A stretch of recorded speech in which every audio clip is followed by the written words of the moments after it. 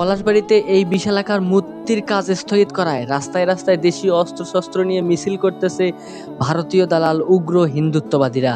ওরা নিজেরাই রাস্তায় রাস্তায় দেশীয় অস্ত্রশস্ত্র নিয়ে মিছিল করতেছে, আবার ওরাই বলতেছে মুসলমানরা নাকি হিন্দু এবং মুসলমানদের মধ্যে বিভেদ সৃষ্টি করতেছে। আরেক ভারতীয় দালাল উগ্র হিন্দু মহিলা বলতেছে বাংলাদেশে নাকি সনাতনীদের জন্য আলাদা একটা প্রদেশ করা হবে। আমরা বাংলাদেশে আরেকটি প্রদেশ করব শুধুমাত্র সনাতনীদের জন্য।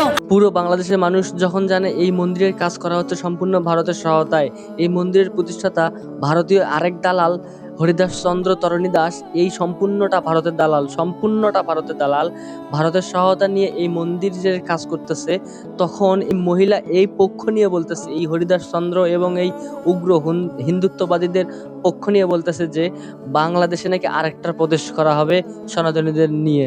মানে কত বড় সাহস, এ আরেকটা প্রদেশ করতে চায় বাংলাদেশের মধ্যে। চিন্তা করেন একবার, ডিরেক্টলি হোক কিংবা ইনডিরেক্টলি হোক, সে বলেছে রংপুরকে আলাদা করতে।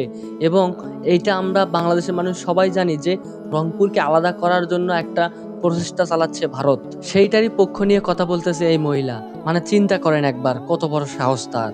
এসব উগ্র হিন্দুত্ববাদীদের মতো কাজ যদি ভারতে থাকা মুসলিমরা করতো তাহলে ভারত এক সেকেন্ডও ভাবতো না, সরাসরি মসজিদে গিয়ে বুলডোজার নিয়ে গিয়ে ভেঙে দিত। কিন্তু আফসোস, আমরা 93% মুসলিমের দেশ হয়েও ভারতীয় ষড়যন্ত্রকে মানে মুখ বুজে সহ্য করতেছি। কারো কোনো প্রতিবাদ নাই, শক্ত হাতে প্রতিবাদ করার মতো কেউ নাই।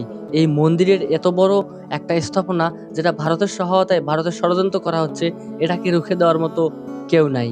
তাই রংপুর বিভাগকে বাঁচাতে সবাই এগিয়ে আসুন, শক্ত হাতে প্রতিবাদ করুন। এবং এই মন্দিরের যে প্রতিষ্ঠাতা হরিদাস চন্দ্র, এই একটা যে ভারতের দালাল, ভারতের মোদির ছেলে, একে দ্রুত আইনের আওতায় আনা হোক, গ্রেপ্তার করা হোক।